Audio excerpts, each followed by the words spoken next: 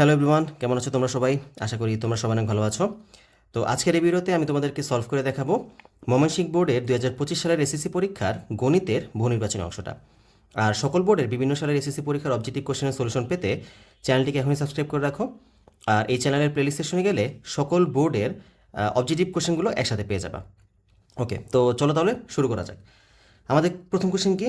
প্রথম কোশ্চেন হচ্ছে 2 ভিত্তিক লগ 1/4 এর মান কোনটি? তো এই কোশ্চেনটিকে চাইলে আমরা হাতে কলমে সলভ করতে পারি অথবা ক্যালকুলেটরের মাধ্যমে সলভ করতে পারি। তো তোমার এই ভিডিওতে আজকে আমি তোমাদেরকে সবগুলি দেখাই দেবো। তো প্রথমে আমরা এটাকে ক্যালকুলেটর দিয়ে সলভ করি।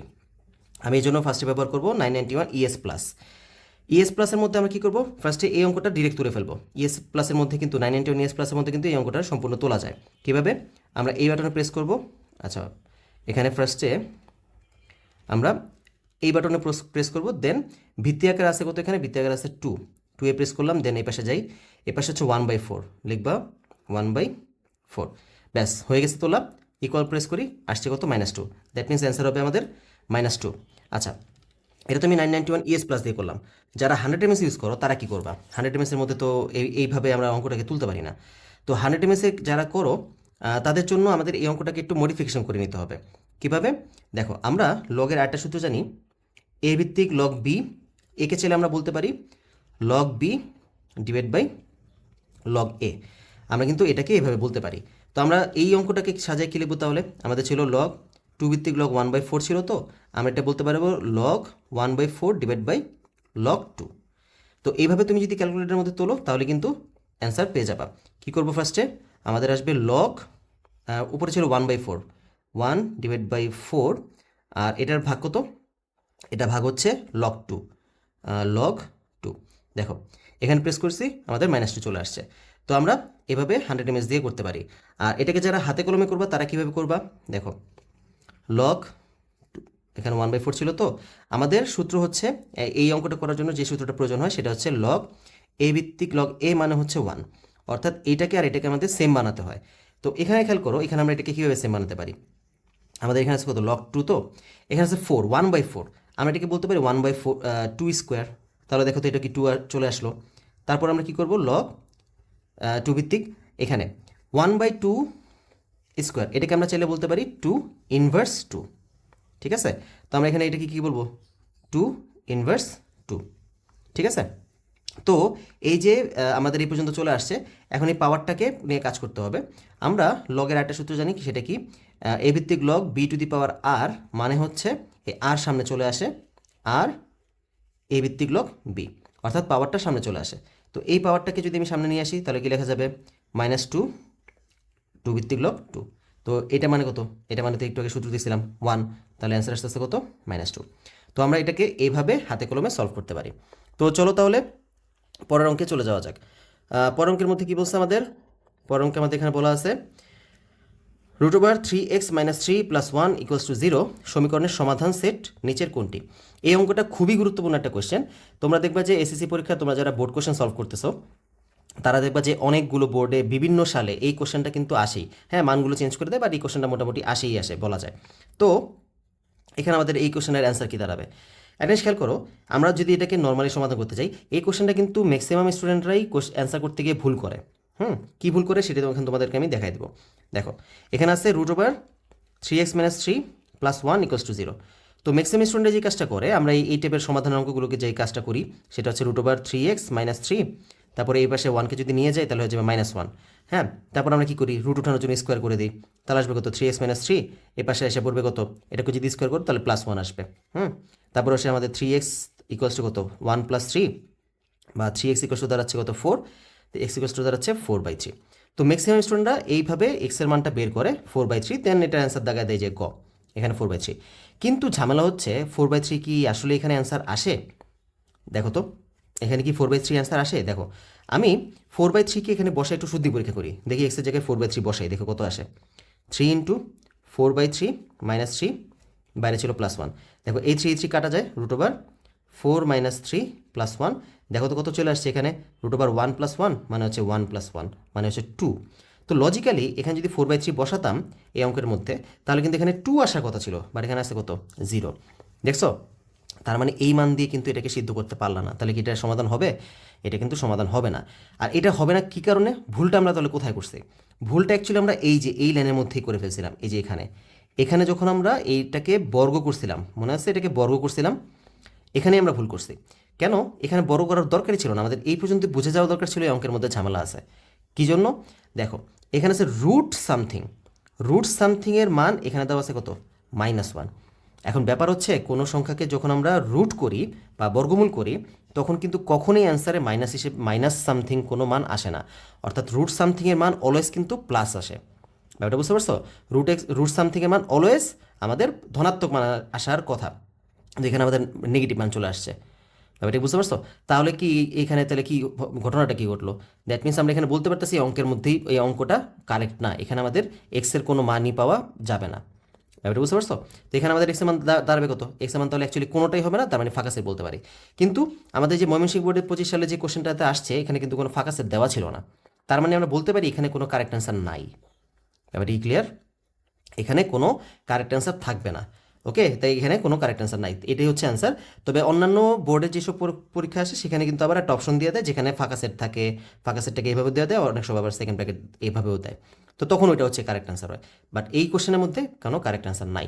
আচ্ছা, তারপর আমি 3 নাম্বার চলে যাই। তো 3 নাম্বার কোশ্চেন কী বলছে আমাদেরকে? 3 নাম্বার কোশ্চেন হচ্ছে একটি রম্বসের প্রতিসাম্য রেখা 2টি, ঘূর্ণন কেন্দ্র কর্ণদ্বয়ের ছেদবিন্দু, ঘূর্ণন প্রতিসমতার কোণ 90 ডিগ্রি। তো এখানে কোনটা কারেক্ট? প্রথম আসো, প্রতিসাম্য রেখা বলতে মূলত কী বোঝাচ্ছে? প্রতিসাম্য রেখা বলতে এমন একটা রেখাকে বোঝাচ্ছে যেই রেখা বরাবর তুমি রম্বসটাকে যদি ভাঁজ করো তাহলে সেই ভাঁজ দুটা পরস্পর মিলে যায়। ওকে, ফর এক্সাম্পল আমরা একটা ইসে করি, এই ধরো এটা একটা আমি রম্বস আগে থেকে বানিয়ে রাখছি, এটা রম্বস। রম্বস বলতে আমরা কি বুঝি? রম্বস মানে হচ্ছে যে চতুর্ভুজের 4টি বাহু পরস্পর সমান, ঠিক আছে? 4টি বাহু পরস্পর সমান তাকে বলা হয় রম্বস। তো এটা দেখো, এটা রম্বস, আমি এটাকে সবগুলো বাহুকে এটা এ ধরলাম, এটা এ, এটা এ, এটা এ। এখন প্রতিসাম্য রেখা বলতে মূলত বোঝাচ্ছে এই রম্বসটাকে এমন কোনো রেখা দ্বারা কি আমরা ভাঁজ করতে পারি যার কারণে এটাকে মানে ভাঁজ করার পর দুইটা একদম হুবহু মিলে যাবে। তো দেখো তো, তুমি যদি এটাকে এভাবে ভাঁজ করো, সাপোজ তুমি এটাকে এভাবে ভাঁজ করছো, এই যে এভাবে, দেখো তো দুইটা কি এক পাশে মিলে গেছে? দেখো তো, এখান দিয়ে এটা বেড়ে গেছে, এখান দিয়ে এটা বেড়ে গেছে, এটা কিন্তু একসাথে মিললো না। তো তুমি এবার এভাবে যদি ভাঁজ করো, এভাবে যদি ভাঁজ করো, দেখো তো মিলছে? এটা এই পাশ দিয়ে বেড়ে গেছে, এটা এই পাশ দিয়ে বেড়ে গেছে, তার মানে কিন্তু এটা মিলো না। তো এরকম কোন দুইটা রেখা পাওয়া যায়? তো রম্বসের ক্ষেত্রে এরকম দুইটা রেখা পাওয়া যায়, যে দুইটা রেখা মূলত আমরা যদি যে দুইটা রেখা বরাবর ভাঁজ করি তাহলে সেটা দুইটা মিলে যায়। সেই দুইটা রেখা হচ্ছে মূলত রম্বসের কর্ণ দুইটা। এই যে দুইটা কর্ণ আছে না, দেখো তুমি এই কর্ণ বরাবর যদি এটাকে ভাঁজ করো, দেখো একদম হুবহু মিলে গেছে, দেখছো? আবার তুমি যদি এই কর্ণ বরাবর ভাঁজ করো, এই কর্ণ বরাবর, এ দেখো এই কর্ণ বরাবর ভাঁজ করার কারণে কিন্তু দেখো এটা সম্পূর্ণ মিলে গেছে। তো এখানে এজন্যই বলা যায় রম্বসের প্রতিসাম্য রেখা হচ্ছে মূলত 2টি। দ্যাট মিন্স এই অপশনটা কারেক্ট। তারপর আসি ঘূর্ণন কেন্দ্র কর্ণদ্বয়ের ছেদবিন্দু। ঘূর্ণন কেন্দ্র বলতে মূলত বোঝাচ্ছে যে এই রম্বসটাকে আমি যদি ঘুরাই, ঘুরানোর পরে যেই যেই বিন্দুগুলোতে যেই যেই পজিশনে আসলে পরে অথবা যত ডিগ্রি কোণ ঘোরানোর পরে আমাদের এই রম্বসটা সেম, একদম হুবহু সেম হয়ে যায়। এখন আমি যে বললাম যে একে ঘোরাবো, এখন কোথায় রেখে ঘোরাবো? দেখো তো, আমি যদি এখানে এখানে সাপোজ এখানে যদি রেখে রম্বসটাকে ঘুরে, ধরো এখানে রেখে ঘুরেছি, দেখো তো এই যে এই অবস্থানটা ছিল এখানে, এখানে, এখানে আর এখানে। দেখো আমি যদি এই অবস্থানে ঘুরাই, এই অবস্থানে ঘুরালে কখনোই কি এটা কি একই রকম পর্যায়ে আসবে? দেখো তো, এই যে এই দাগটা বরাবর দেখো কোথাও কেউই আসতেছে না, দেখছো? এই দাগটা বরাবর কিন্তু কেউই আসতেছে না। তো তুমি কি এটাকে কোনোভাবেই কি ওর কি এই পর্যায়ে নিয়ে আসতে পারবা? তার মানে যে কোনো আন্দাজে যে কোনো বিন্দুতে ধরে ঘোরালে তো হবে না, একটা স্পেসিফিক বিন্দু থাকা লাগবে যেই বিন্দুতে ঘোরালে এটা মিলবে। আর সেই বিন্দুটা কোনটা? সেই বিন্দুটা হচ্ছে মূলত এই রম্বসের যে কর্ণ দুইটা আছে, কর্ণদ্বয়ের ছেদ বিন্দু। তুমি যদি এখানে পয়েন্ট করে যদি এটাকে ঘোরাও তখন দেখবে যে একটা স্পেসিফিক, এই যে এই পর্যন্ত ছিল, এই টোটাল এই পজিশনটা থেকে খেয়াল করো, এখানে টোটাল এই যে একবার এই যে এই পর্যন্ত আসছো, আসার পরে দেখো এই যে এটা কিন্তু হুবহু মিলে গেছে, আগের অবস্থানে সম্পূর্ণ চলে আসছে। ব্যাপারটা বুঝতে পারছো? তার মানে আমরা বুঝতে পারলাম যে এর ঘূর্ণন কেন্দ্র কর্ণদ্বয়ের ছেদবিন্দু, এটা কারেক্ট। তারপর বলছে যে ঘূর্ণন প্রতিসমতার কোণ হচ্ছে 90 ডিগ্রি। আর ঘূর্ণন প্রতিসমতার কোণ বলতে বোঝাচ্ছে এই যে আমি ঘোরালাম না, কত ডিগ্রি ঘোরালে পরে এটাকে কত ডিগ্রি ঘোরালে পরে ও আবার সেম আগের মতো হয়ে যাবে। তো আসলে এটাকে ঘুরে দেখি কত কত ডিগ্রি ঘোরালে এটা একদম হুবহু আগের মতো হয়ে যায়। তো আমি এটা বোঝার জন্য এক কাজ করি, এই বরাবর একটা রেখা টেনে দিই, এই বরাবর একটা রেখা টেনে দিই, মানে বুঝলাম যে এখানে হচ্ছে 90 ডিগ্রি। তো এই রেখাটাকে আমরা মেনটেন করে ঘোরাবো। দেখো এটা এখন বর্তমানে এই পজিশন আছে। আমি যদি ওকে এই রেখাটাকে যদি এই বরাবর এনে এই পর্যন্ত রাখি, তার মানে বলতো এখান থেকে এখানে আসছে, এই যে আগে এই অবস্থানে ছিল এখন এই অবস্থানে আসছে, তার মানে কত ডিগ্রি ঘুরলো? 90 ডিগ্রি ঘুরছে। 90 ডিগ্রি ঘোরার পরে কি তুমি রম্বসটাকে সেম পাইতেছো? রম্বসটা কিন্তু সেম আমরা এখানে দেখতে পাচ্তেছি না। তার মানে ওকে যদি আরও একটু নিচে যাই, আরেকবার ঘোরাই, অর্থাৎ আরও একবার ঘুরে যদি আমি এই পর্যন্ত নিয়ে আসি, এখন দেখো একদম হুবহু কিন্তু আগের মতো হয়ে গেছে। দেখছো এই যে এই কোণাটা কিন্তু এখানে চলে আসছে, দেখছো? আর এই রেখাটা একদম সম্পূর্ণ আগে আমরা আঁকছিলাম এই পাশে, চলে আসছে নিচে। তার মানে দেখো তো কত ডিগ্রি ঘোরালাম। আবার যদি এখান থেকে করি, দেখো এই যে এখান ছিল, এই হচ্ছে আমাদের 90 ডিগ্রি, এই পর্যন্ত আসছি, এই হচ্ছে আমাদের 180 ডিগ্রি। তার মানে 180 ডিগ্রি ঘোরানোর পরে রম্বসটা ঠিক আগের অবস্থানে ফিরে আসছে। দ্যাট মিনস আমরা এখানে বলতে পারতেছি রম্বসটি ঘূর্ণন প্রতি সমতার মাত্রা হচ্ছে 180 ডিগ্রি, 90 ডিগ্রি না। তার মানে এই অপশনটা কারেক্ট না। দ্যাট মিনস কারেক্ট অ্যান্সার হচ্ছে কত আমাদের? 1 আর 2। অলরাইট, তো এটা হচ্ছে আমাদের 3 নম্বর কোশ্চেন। 4 নম্বর কোশ্চেন চলে যাই। 4 নম্বর কোশ্চেন কি বলছে? Sign 3a equals to cosec 3a হলে এ এর মান কত? এখানে আমাদের দেওয়া আছে sign 3a equals to cosec 3a হলে এ এর মান কত। তো আমরা একটু অঙ্কটা তুলি ফার্স্টে। Sine 3a equals to cosec 3a। Okay, এখন তুমি এটাকে চাইলে হাতে কলমে করেও করতে পারো, অথবা কিছু কমন সেন্স খাটায় কিছু শর্টকাট দিয়েও কিন্তু আমরা চাইলে এটাকে সমাধান করতে পারি। কীভাবে দেখো, আমি এক কাজ করি, ফার্স্টে এটাকে আমি একটু লং কাটে করে দেখি, দেন আমি তোমাদেরকে শর্টকাটটা দেখাবো। দেখো এখানে আছে সাইন 3a, এখানে আছে কোসেক 3a। তো সাইন আর কোসেক এরা তো একজন আর একজনের মানে বলতে গেলে উল্টা। তো আমি কাজ করি, সাইন 3a তো এটাকে বলতে পারি 1/sin 3a। ঠিক আছে, কোসেককে আমরা সাইন বানাতে পারি। তো এই সাইনকে যদি পাশে নিয়ে এসে পড়ো, কত আসবে? Sine square 3a। কারণ কি বলতো, এই সাইন এখানে এসে গুণ হয়ে গেছে, গুণ হয়ে কিন্তু সাইন স্কোয়ার 3a হয়ে গেছে। এপাশে আছে কত? 1। এইবার আমরা এখানে আছে কত? Sign 3a। আমরা যদি উভয় পক্ষকে রুট করে দিই, তাহলে এখানে কত চলে আসবে? 1। এখানে আমি প্লাস মাইনাস দিলাম না, বিকজ এখানে আমরা সূক্ষ্মকোণ নিয়ে কাজ করতেছি, যার মধ্যে আমরা সূক্ষ্মকোণ নিয়ে কাজ করি, এখানে আমি এই জন্য প্লাস মাইনাস দিলাম না। আচ্ছা ওকে, তো উভয় পক্ষে আমরা রুট করে দেওয়ার কারণে সাইন 3a চলে আসলো কত? 1। এখন সাইন 3a আমরা সাইনের ক্ষেত্রে 1 কত ডিগ্রির সময় পাই মনে আছে? আমরা কিন্তু সাইনের ক্ষেত্রে 90 ডিগ্রির সময়, সাইন 90 ডিগ্রি মান হচ্ছে 1। তো এই যদি পাশে সাইন সাইন চলে আসছে, আমরা সাইনকে বাদ দিয়ে বলতে পারি 3a ইকুয়ালস টু 90 ডিগ্রি। তার মানে এ হচ্ছে 90 degree divide by 3, that means a পাচ্ছি কত আমরা? এ পাচ্ছি আমরা 30 ডিগ্রি। অলরাইট, এই যে এভাবে আমরা এর মান পেলাম কত? 30 ডিগ্রি। তো এটা হচ্ছে লং কাট উপায়। আমরা যদি পরীক্ষা ধরো সৃজনশীলে যদি আসে, তখন তুমি এইভাবে করতে পারো। কিন্তু শর্টকাট উপায়টা দেখো, শর্টকাট উপায়ের জন্য তোমার একটু চার্টটা মনে রাখতে হবে। চার্টটা যদি তুমি মনে রাখতে পারো, তাহলে কিন্তু এটা শর্টকাটটা খুব ইজিলি কয়েক সেকেন্ডের মধ্যে, অল্প কয়েক সেকেন্ডের মধ্যে তুমি এটা বের করে ফেলতে পারবা। কীভাবে দেখো, সাইন 3 এর মান কোসেক 3 এর সমান। এখন তুমি বলতে পারবা সাইন আর কোসেকের ক্ষেত্রে কোন মানটা পরস্পর সমান আসে? তুমি যদি চার্টটা ভালোভাবে জেনে থাকো, তাহলে তুমি দেখার সাথে যদি জট করে বলতে পারবা যে সাইন আর কোসেকের মধ্যে শুধুমাত্র একটা মানই মিল আছে, সেটা হচ্ছে 1। সাইনের ক্ষেত্রেও 90 ডিগ্রি মান 1, কোসেকের ক্ষেত্রেও 90 ডিগ্রি মান হচ্ছে 1। ব্যাপারটা বুঝতে পারছো? তার মানে তুমি ওখান থেকে বলতে পারতেছো যেহেতু সাইনের মান আর কোসেকের মান সমান, আর আমরা জানি যে সাইনের আর কোসেকের মান একটা জায়গায় মিলে, সেটা হচ্ছে কি 1-এর ক্ষেত্রে। আর 1 কত ডিগ্রির জন্য পাই আমরা? 90 ডিগ্রির জন্য। তার মানে বলতে পারতেছে এই যে 3a আছে না, এই 3a দ্বারা মূলত 90 ডিগ্রিকে রিপ্রেজেন্ট করতেছে।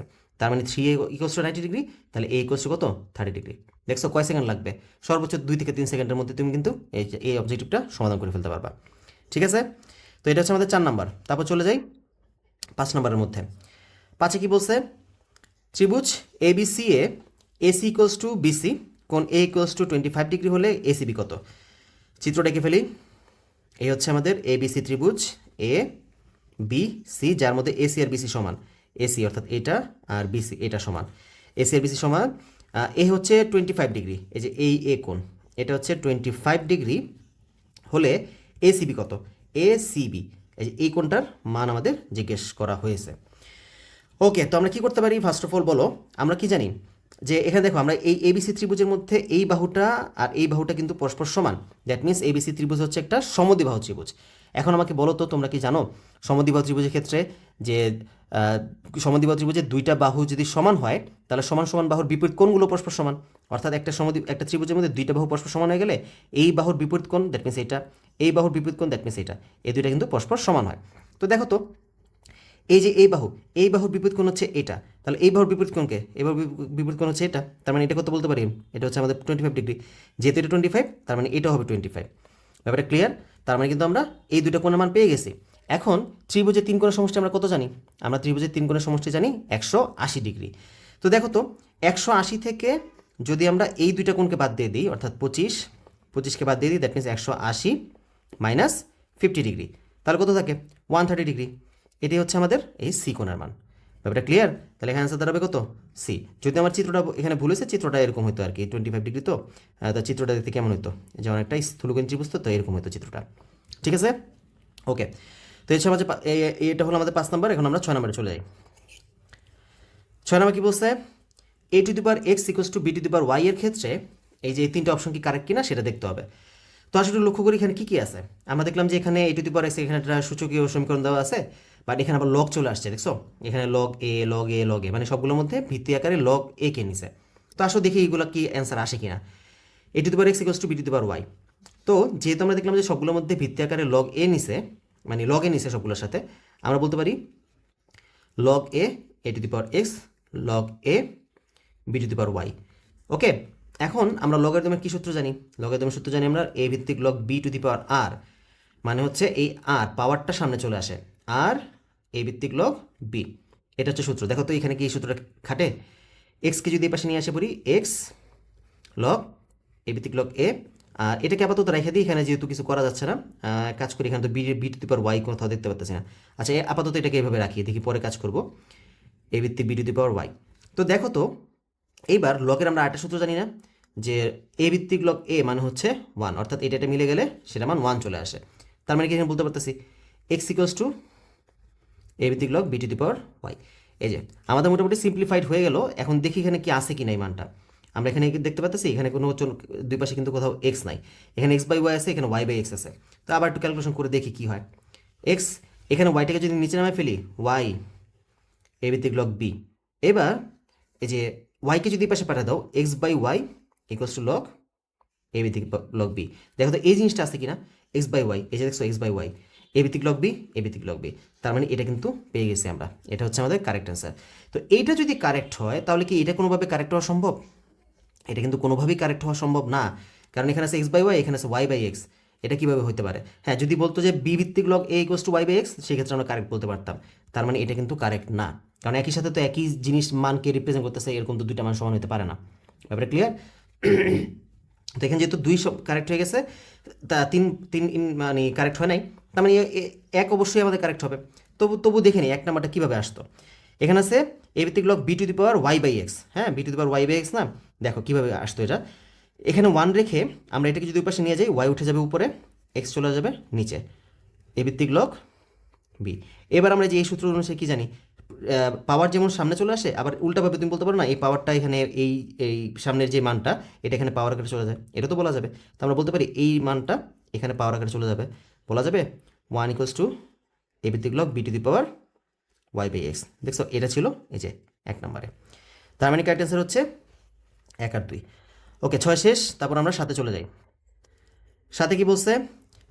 নিচের তথ্যের আলোকে 7 ও 8 নং প্রশ্নের উত্তর দাও। Sine a equals to 1 by x এবং cos b equals to 1 by y. Cot a এর মান নিচের কোনটি? ওকে, তো কট এ, এখানে আমাদের দুইটা মান দেওয়া আছে। এখানে আছে সাইন এ, এখানে কিন্তু ফোকাস যাবে, এটা আছে সাইন এ, এখানে কোনটা হচ্ছে এ আর এখানে কোনটা কি, এটা হচ্ছে বি। তো এখানে আমাদের কট এ এর মান বের করতে বলছে। দ্যাট মিনস আমরা এই অঙ্কটা সলভ করার জন্য অবশ্যই এই মানটাকে ইউজ করবো, যেহেতু এখানে এ কোণ দেওয়া আছে। এখন কট এর মান আমরা কীভাবে বের করতে পারি? তুমি এখানে চাইলে দুটো উপায় করতে পারো। তুমি সাইনকে উল্টা করলে কোসেক পেয়ে যাবা, কোসেককে বর্গ করে দিলে কট পেয়ে যাবা, কারণ আমরা জানি কোসেক স্কোয়ার এ মাইনাস কট স্কোয়ার এ মানে হচ্ছে 1, মানে কোসেকের সাথে কটের একটা সম্পর্ক আছে।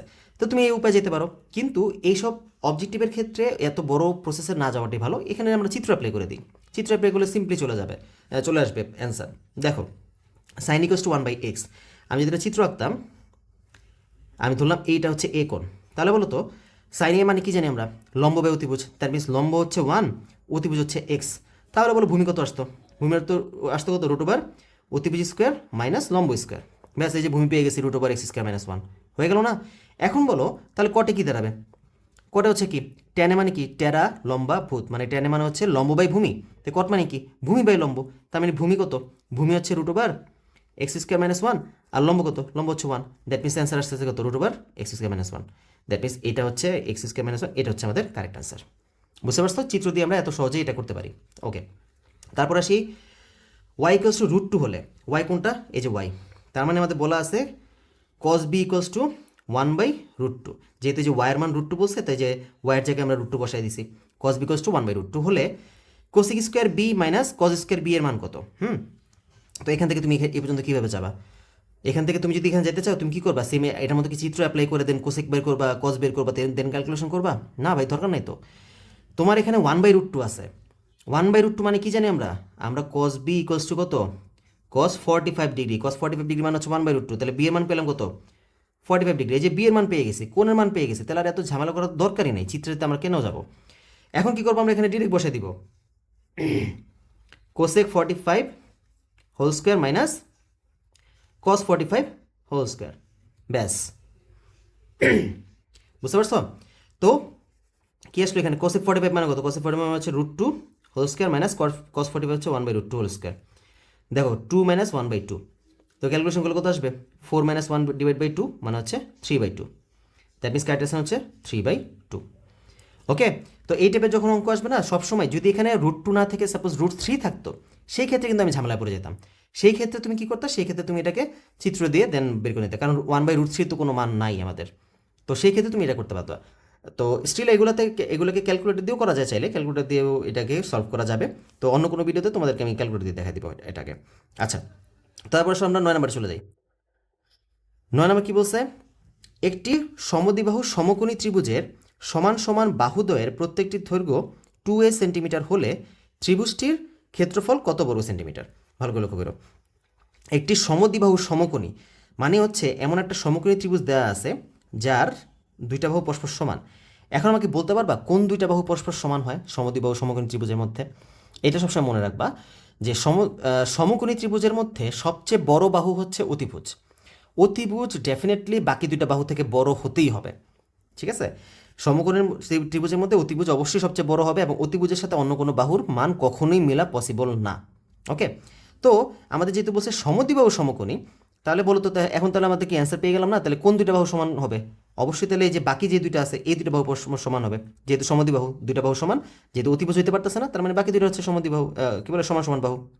ওকে, তো বলছে সমকোণী ত্রিভুজের সমান সমান বাহুদের প্রত্যেকটি দৈর্ঘ্য হচ্ছে 2a। দ্যাট মিনস এটা হচ্ছে 2a, এটা হচ্ছে 2a, ঠিক আছে? হলে ত্রিভুজটির ক্ষেত্রফল। এখন এই যে সমকোণী ত্রিভুজ আমরা পেয়ে গেছি, যার মধ্যে এটা হচ্ছে ভূমি, এটা হচ্ছে লম্ব। এখন আমাকে বলো ত্রিভুজের ক্ষেত্রফল নির্ণয় সূত্র আমরা কি জানি? যেহেতু ভূমি আর লম্ব আছে, সূত্র হবে হাফ ইন্টু ভূমি ইন্টু উচ্চতা। এটা ভূমি, এটা উচ্চতা। তো এই যে 2 কাটা অ্যান্সার আসতেছে 2a স্কোয়ার। ক্লিয়ার?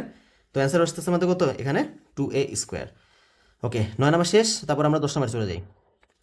10 কি বলছে? একটি বৃত্তের বহিস্থ কোনো বিন্দু থেকে বৃত্তের দুটি স্পর্শক আঁকা হলে বৃত্তের কেন্দ্রস্থ কোণ 110 ডিগ্রি, বহিস্থ বিন্দুতে উৎপন্ন কোণের মান কত ডিগ্রি? আচ্ছা, এখানে একটা কমা হবে হয়তো বা, নয়তো এটা আসলে মিনিংফুল হয় না। একটি বৃত্ত, একটা বৃত্ত আঁকলাম, বহিস্থ কোনো বিন্দু থেকে, এই যে বহিস্থ একটা বিন্দু থেকে বৃত্তে দুটি স্পর্শক আঁকা হয়েছে, এই একটা স্পর্শক, এই একটা স্পর্শক, এই দুইটা স্পর্শক আঁকা হয়েছে, বৃত্তের কেন্দ্রস্থ কোণ 110 ডিগ্রি। আচ্ছা, স্পর্শক আঁকা হলে বৃত্তের কেন্দ্রস্থ কোণ 110 ডিগ্রি। এখানে আসলে কোশ্চেনটা সম্পূর্ণ না, কোশ্চেনের মধ্যে অনেক তথ্য মিসিং আছে। যেমন বৃত্তের কেন্দ্রস্থ কোণ 110 ডিগ্রি বলছে না, কেন্দ্রস্থ কোণ কোথায় উৎপন্ন হবে? কেন্দ্রস্থ কোণ তুমি এখানে যে কোনো বিন্দু দিয়ে করতে পারো। এই যে দুইটা বিন্দু নিয়ে এখানে কেন্দ্রস্থ করতে পারো, এখানে দুইটা বিন্দু নিয়ে এখানে কেন্দ্রস্থ করতে পারো। এখানে ওরা বলে দেয়, এখানে বলা উচিত ছিল যে স্পর্শ বিন্দু দ্বারা উৎপন্ন কেন্দ্রস্থ কোণ 110 ডিগ্রি, এটা বললে এটা পারফেক্ট হতো। ওকে, আমি তো এটাকে ধরে নিব যেখানে হচ্ছে আমাদের কেন্দ্র। এই স্পর্শ বিন্দু থেকে যদি কেন্দ্র যোগ করি, তাহলে এই যে স্পর্শ বিন্দুগুলোর কারণে এখানে একটা কেন্দ্রস্থ কোণ উৎপন্ন হয়েছে। এই কেন্দ্রস্থ কোণটার মান বলে দিছে কত? 110 ডিগ্রি। তাহলে বহিস্থ বিন্দুতে উৎপন্ন কোণের মান কত? বহিস্থ বিন্দু কোনটা ধরছিলাম? এটা। এই বিন্দুতে একটা কোণ উৎপন্ন হয়েছে, এই যে এইটা। এই কোণটার আমাদের মান বের করতে বলা হয়েছে। ওকে, তো এখন একটা জিনিস মনে রাখবা যে এইখানে এই চতুর্ভুজটা কিন্তু একটা বৃত্তস্থ চতুর্ভুজ হয়ে যায়। আমি যদি এটা নাম দিই এ বি সি ডি, তাহলে এ বি সি ডি চতুর্ভুজ কিন্তু একটা মূলত বৃত্তস্থ চতুর্ভুজ। কেন? তোমরা যদি সম্পাদ্যগুলো করে থাকো, আমাদের যে অষ্টম অধ্যায় যে শেষের দিকে সম্পাদ্যগুলো আছে না, তখন দেখবা আমরা যখন বৃত্তের দুইটা স্পর্শক, বহিস্থ কোনো বিন্দু থেকে দুইটা স্পর্শক আঁকতে বলা হয় না, আমরা কীভাবে আঁকি বলতো? আমরা এই যে বৃত্ত আঁকি, দেন এখানে কেন্দ্র নেই, কেন্দ্র থেকে আমরা বহিস্থ বিন্দুর সাথে এটাকে যোগ করে এটাকে সমদ্বিখণ্ডিত করি, দেন সমদ্বিখণ্ডক বিন্দু থেকে এই পর্যন্ত ব্যাসার্ধ নিয়ে আমরা কিন্তু একটা বৃত্ত আঁকি। এই বৃত্ত থেকে দেন এখানে যে স্পর্শ থাকে, এই যে বিন্দু স্পর্শ করছে এদেরকে যোগ করে দিই। যোগ করে দেওয়ার কারণে কিন্তু আমরা বহিস্থ বিন্দু থেকে দুইটি স্পর্শক পাই। তো এখানে আমরা দেখতে পাচ্ছিলাম যে এখানে কিন্তু একটা বৃত্ত উৎপন্ন হয়, তাই না? এখানে একটা বৃত্ত উৎপন্ন হয়। তো আমরা বুঝতে পারতেছি যে ABCD হচ্ছে একটা বৃত্তস্থ চতুর্ভুজ। আর আমরা কি জানি, বৃত্তস্থ চতুর্ভুজের বিপরীত কোণদ্বয়ের সমষ্টি কত?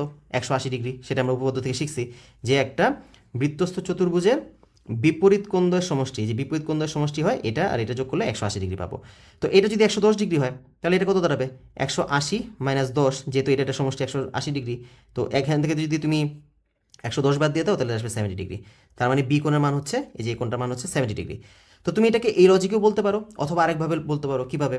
ABCD তো একটা চতুর্ভুজ। আচ্ছা দেখো তো, এই বিন্দু থেকে কি এই রেখাটা যে টানছ, এটা হচ্ছে একটা স্পর্শক। আমরা একটা উপপাদ্য জানি যে কোনো বৃত্তের কেন্দ্র এবং স্পর্শবিন্দুর সংযোগকারী যে রেখাটা, সেই রেখাটা স্পর্শকের উপর লম্ব আকারে থাকে। আমরা কিন্তু এটা শিখছি। তো এটা যদি লম্ব আকার থাকে দ্যাট মিনস এটা মান কত? 90। সেমভাবে আমরা এটাকে কত বলতে পারি? এটা হচ্ছে 90। তো একটা চতুর্ভুজের চার কোণের সমষ্টি হচ্ছে 360 ডিগ্রি। এটা 90, এটা 110, এটা 90।